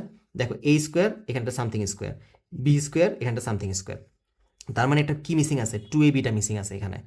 ব্যাপারে বুঝছো? তো এখানে আমি এই 2abটাই মূলত এখানে আমাদের বের করতে হবে। তো সেটাকে আমি কীভাবে বের করবো, ভালো করে লক্ষ্য করো। যেহেতু এটাকে আমি a² বানাইতেছি, তার মানে ওকে আমি হোল স্কোয়ার আকারে লিখতে গেলে 5p হোল স্কোয়ার বলতে পারি, প্লাস সূত্র অনুযায়ী, সূত্র যদি আমি এখানে ফেলতে চাই 2 ইন্টু 5p ইন্টু সামথিং লাগবে আরও 49q² আমি বলবো 7q হোল স্কোয়ার। দেখো a² প্লাস 2a, তাহলে b আকারে পেলাম কত, 7q, a² plus 2ab plus b²। দেখো তো এখন লিখতে পারতেছি 5p plus 7q whole square. এই যে এই রাশির সাথে সামথিং একটা যোগ করছি, যার কারণে হোল স্কোয়ার চলে আসছে। আর এই সামথিংটার মান কত দাঁড়ায়, দেখো 5 দুগুণে 10, 7 10 70, অর্থাৎ 70pq। দ্যাট মিনস 70pq যদি আমরা যোগ করি তখন সেটা হোল স্কোয়ার সূত্রে চলে যায়। দ্যাট মিনস অ্যান্সার হচ্ছে ঘ। অলরাইট, 29 নাম্বারটা শেষ, এখন 30 নাম্বারটা। 30 নাম্বারে কি বলছে, এত সরলরেখাটির উপরস্থ বিন্দু কোনটি? এত সরলরেখাটির উপরস্থ বিন্দু কোনটি? এই কোশ্চেনটা খুবই গুরুত্বপূর্ণ কোশ্চেন। বিভিন্ন পরীক্ষায় দেখবা যে কোনো না কোনো বোর্ডে এটা আসেই আসে বলা যায়। এই টাইপের একটা কোশ্চেন অবশ্যই আসবে, কোনো মিস নাই। পরীক্ষার মধ্যে যদি সিলেবাসে, যদি শর্ট সিলেবাসে পরীক্ষা না হয়, যদি ফুল সিলেবাসে তোমাদের পরীক্ষা হয়, তাহলে অবশ্যই দেখবা যে এই কোশ্চেনটা কোনো না কোনো বোর্ডে, 1-2 বোর্ডে, এমনকি 3-4 বোর্ডের মধ্যেও এই কোশ্চেনটা আসেই। আচ্ছা, তো এটাকে আমরা কীভাবে সলভ করি? তো এত বিন্দুর রেখাস্থ কোনো রেখাটির উপরস্থ কোনো বিন্দুর কোনটি, মানে হচ্ছে আমাদের এই যে রেখাটা ধরলাম, এই রেখাটা হচ্ছে এই যে এটাকে রিপ্রেজেন্ট করতেছে, এই যে এই রেখাটাকে এই সমীকরণটা রিপ্রেজেন্ট করতেছে। তো আমাদের বলছে যে এই সরলরেখার উপরের একটা বিন্দু, এই যে উপরের যে হাজার হাজার লক্ষ লক্ষ কোটি কোটি বিন্দু আছে না, এই বিন্দুগুলোর মধ্যে কোন বিন্দুটা এই সরলরেখার উপর অবস্থান করতেছে সেটা আমাদের জিজ্ঞেস করা হয়েছে। তো এটা আমরা কীভাবে বের করি? এটা বের করার একদম শর্টকাট সিস্টেম হচ্ছে, আমরা কি করব, এই বিন্দুগুলো দ্বারা এটাকে সিদ্ধ করে দেব। সিদ্ধ বলতে কি বোঝায়, এই মানগুলো এখানে বসাবো, দেখবো যেই মানের জন্য left hand side right hand side মিলে গেছে সেটাই কারেক্ট অ্যান্সার। ঠিক আছে, যেহেতু এখান থেকে মানে যেই বিন্দুটা ওর উপর থাকবে সেই বিন্দু দ্বারা তো অবশ্যই ও মানে সিদ্ধ হবে, তাই না? এই পরীক্ষাটা আমরা এখানে করব। তো আসলে দেখি বিন্দুগুলো বসায়, দেখি কোনটার জন্য মিলে। এখানে এক্স এর মান 0, ওয়াই এর মান 2, দেখি তো কত বসায়, 2 ইন্টু 0 আর ইকুয়ালস টু 2 প্লাস 2। দেখো তো এখানে 0 আসে, এখানে আছে 4, তার মানে এটা হবে না। তারপর আসি 0 আর -2, 2 ইন্টু 0 ইকুয়ালস টু -2 প্লাস 2। দেখো এখানে 0, এই পাশে কিন্তু দেখো -2 প্লাস 2, এখানে 0 চলে আসছে, তার মানে এটাই হচ্ছে আমাদের কারেক্ট আনসার। ব্যাপারটা ক্লিয়ার? কোন সরলরেখাটি এর উপরস্থ বিন্দু, যখনই এরকম কোশ্চেন আসবে তুমি কি করবা, শুদ্ধি পরীক্ষা করে ফেলবা। শুদ্ধি পরীক্ষা মানে কি, এই বিন্দুগুলোকে এখানে এক্স এর জায়গায় ওয়াই এর জায়গায় বসাবা। প্রথম মানটা হচ্ছে এক্স এর, দ্বিতীয় মানটা হচ্ছে ওয়াই এর, মানটা বসাবা। বসানোর পর যদি দেখবা যে যেটার জন্য left hand side right hand side মিলে যেতেছে সেটাই হচ্ছে আমাদের কারেক্ট আনসার। অলরাইট, তো আমাদের কোশ্চেনের এই পুরো কোশ্চেনটা আমরা সলভ করে ফেললাম। তো এই পর্যন্তই ছিল আমাদের এই কোশ্চেনটা। আশা করি সবাই বুঝতে পারছো। সবাই অবশ্যই ভালো করে প্র্যাকটিস করবা। আর বোর্ড কোশ্চেন সলভ করলে কিন্তু সবচেয়ে বড় যে সুবিধা সেটা হচ্ছে কি, আমাদের পুরো চ্যাপ্টারটা একবার রিভিশন হয়ে যায়। ওকে, আর আমার কিন্তু বর্তমানে অনলাইনের পেইড কোর্স রানিং আছে ম্যাথ আর ম্যাথ দুইটার জন্যই। তো তোমরা যদি কেউ অ্যাডমিট হতে চাও তাহলে অবশ্যই যে স্ক্রিনে দেওয়া হোয়াটসঅ্যাপ নাম্বারে তোমরা যোগাযোগ করবা। খুবই সুলভ মূল্যে আমি কোর্সটা করাচ্ছি। আর এই কোর্সের মধ্যে কিন্তু তোমরা একদম A to Z তোমাদের বইয়ের বেসিক বলো, প্রাথমিক আলোচনা, সবগুলো অঙ্ক, আমি কিন্তু কোনো অঙ্ক বেচা বেচা করাই না, কোনো সাজেশন দিয়ে পড়ানো, কমন কমন দেখে পড়ানো, আমি কিন্তু এটা কখনোই করি না। হ্যাঁ, তবে আমি তোমাদেরকে সাজেশন কমনের কথা বলি যে এই অঙ্কটা ইম্পর্টেন্ট, এই অঙ্কটা ইম্পর্টেন্ট, তুমি এটা ভালো করে করতে পারো, স্টার মেরে রাখো, পরীক্ষা যাওয়ার আগে তুমি এটা দেখে যেতে পারো, এভাবে বলি। কিন্তু ওই যে বইয়ের অঙ্ক বেছে বেছে পড়ানো, এটা কিন্তু আমি করি না। তো তোমরা যদি এই কোর্সটা করতে চাও তাহলে অবশ্যই আমার সাথে যোগাযোগ করো। আর ভালো কিছুই পাবা, কোর্সের মেয়াদও দীর্ঘদিন থাকবে, তোমাদের এসএসসি পরীক্ষার আগ পর্যন্ত কোর্সের মেয়াদ থাকে, তো তোমরা লং টাইমের জন্য কোর্সটা পাবা। প্লাস হচ্ছে তোমরা আমার সাথে সরাসরি ইন্টারেক্ট করতে পারবা, তোমাদের প্রবলেম যদি হয় সেটা তোমরা ভিডিওতে কমেন্ট করতে পারবা, কমেন্ট করে দিলে আমি সেই ভিডিওগুলোর পার্সোনালি তোমাদেরকে সমাধান দিয়ে দিই, ভিডিও করে দিই এবং লিখেও দিই। তো মোটামুটি ভালো কিছুই আমি দেওয়ার চেষ্টা করতেছি কোর্সের মধ্যে। তো তোমরা যদি কেউ করতে আগ্রহী থাকো তাহলে অবশ্যই আমার দেওয়া যে হোয়াটসঅ্যাপ নাম্বারে মেসেজ পাঠাবা। ঠিক আছে, আর ডিসক্রিপশন বক্সে দেওয়া আছে তথ্য, সেগুলো তোমরা চাইলে দেখে নিতে পারো। তো ধন্যবাদ সবাইকে এতক্ষণ ভিডিওটা দেখার জন্য। আশা করি নেক্সট ক্লাসে আবার আমাদের সাথে দেখা হবে, আবার নতুন একটা কোশ্চেন নিয়ে আসবো আর কি। আমি সম্পূর্ণ তোমাদের বিগত বছর যতগুলো কোশ্চেন আছে সেগুলো সলভ করার জন্যই মূলত এই প্লেলিস্টটা বানাইছি। তো এই প্লেলিস্টটা ভালো করে ফলো করো। ঠিক আছে, আবার দেখা হবে নেক্সট ক্লাসে। Till then, good by.